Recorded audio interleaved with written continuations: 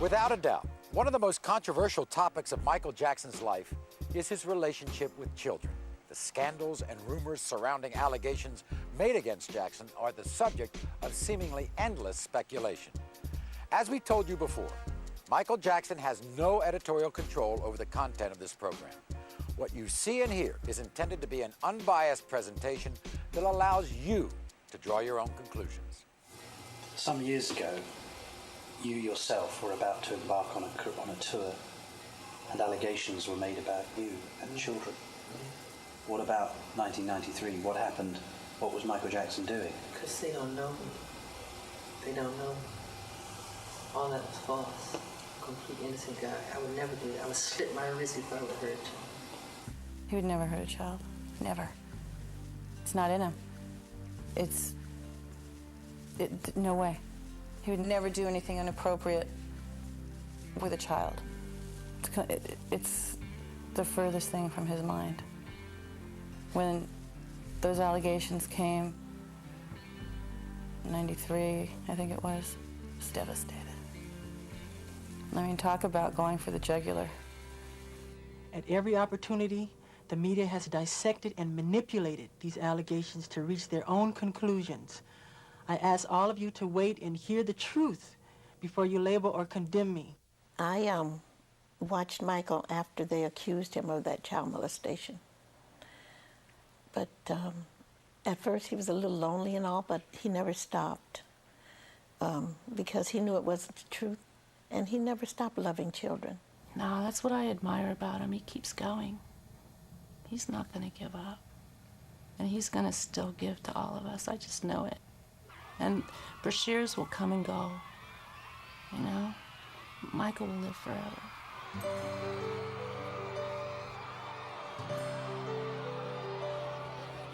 Apparently there's some confusion with sleeping in beds. My favorite thing to do is to sit in bed and watch TV.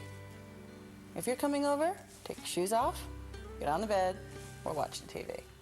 Michael was never indicted. I said he was never charged. He was never anything. Now, they came in this house, right, and they tore this house apart. They went in my mother's safe. They went in, and they tore it up, and they went in my mother's high blood pressure pills, and they were looking at, I mean, just what were they looking for? They were trying to get some crap on Michael that was not true. What hurts you most? When they lie, the lies, they're complete lies, and it hurts. And it hurts me because I know there's children out there who has to hear that crap. Why do people do that when all you have done is brought some of the most beautiful music, most beautiful popular music that many of us have ever heard? Why do people want to judge you if all you've done is been an artist and brought wonderful music? Because with success, people become jealous. It hurts to be misunderstood. No matter how much you try to put people on track, there will still be some judgment. Things said that it's so far from the truth.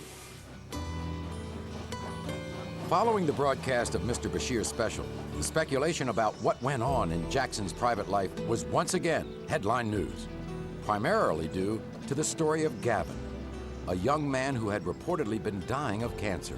Gavin was somebody who was diagnosed with cancer.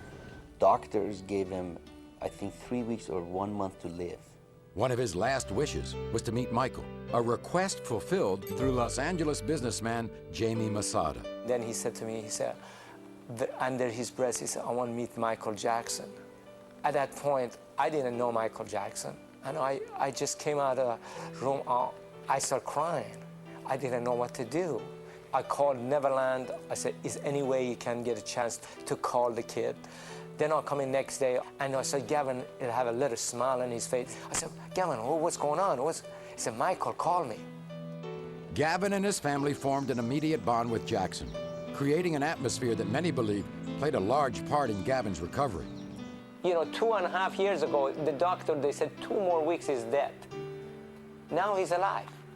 His appearance on the Bashir special showed a seemingly healthy and happy young man, clearly very fond of Jackson. And while Mr. Bashir did touch on Gavin's amazing recovery, many believe that the real focus was on Michael's relationship with the young man, especially the revelation that they had spent the night in the same room.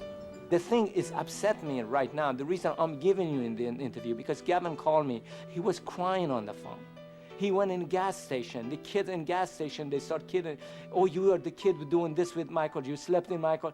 It's horrible to do to a kid. This kid been through life. He's been through horrible life so far. Since Mr. Bashir's documentary aired, Gavin and his mother have gone into seclusion after being bombarded by requests for interviews from tabloids around the world.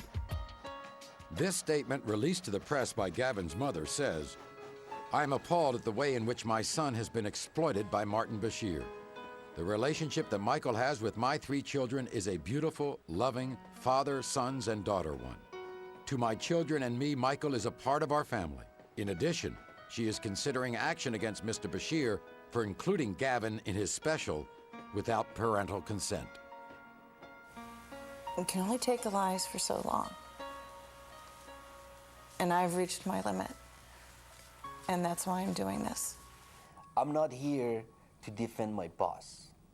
I'm here to tell the truth. I didn't really know how you behave with the people who come to the ranch and come to your home. I hadn't seen it. And you were the most generous person. But I looked around here yesterday, and some of the people really appreciated it. But others were greedy. Others couldn't help themselves.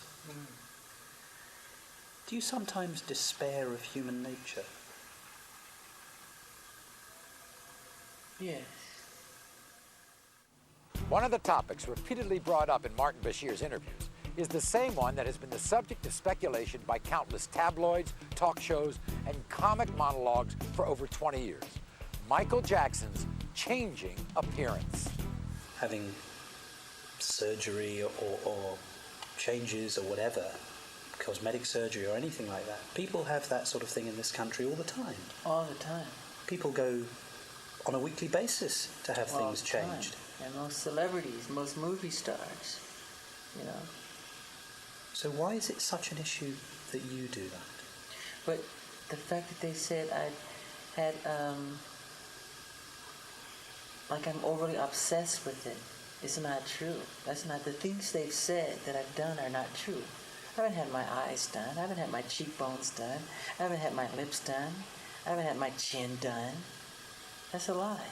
They just go too far.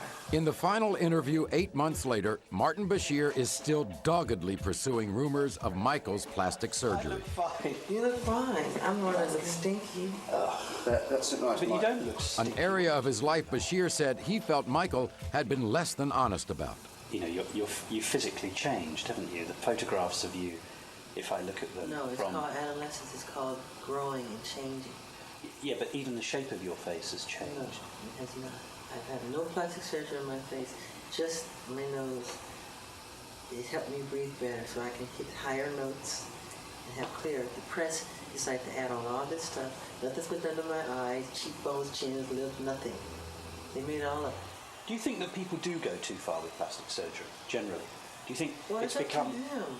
So why are you so defensive when people say, Mick Jagger's had one, Paul McCartney may have had one, Michael Jackson's had one? They don't do it that way. What do they do? They just pick on me like I'm the only one that does it. That's why. So if people said, well, actually, Michael's the same as everyone else, Yeah. then it wouldn't upset you so much. It would upset me so much. You know, if you want to have a facelift, you have a facelift. Yeah. If it makes you happy. Regardless of your opinion about the extent of Michael's plastic surgery, one fact is clear. Martin Bashir's TV special made only passing reference to one of the most noticeable differences in Michael's appearance. Bashir quoted people as saying that when Michael Jackson was a boy, he was a black kid. And now as an adult, he looks like a white man.